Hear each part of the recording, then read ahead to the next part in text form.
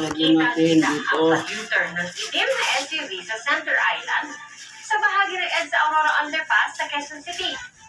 Ako'y na MMDA ang plate number ng sasakyan. Sinisiguro rin ng MMDA na mananagot ang driver ng SUV kaya maghahain sila ng reklamo sa Land Transportation Office. 7 months pregnant na ang trans man at Starstruck alumnus na si Jessie Corcuera. Proud niyang ikonento ang bagong journey. Ay kay Jessie, sobrang tuwa ang nararamdaman niya ngayon dahil matagal na lang itong plano. At sa wakas ay may isa sa katuparan na. May mga pagkakataon po kasi Tito Boy na hindi ko naiintindihan si Camille as a parent. Parang may times na nagsiselos ako.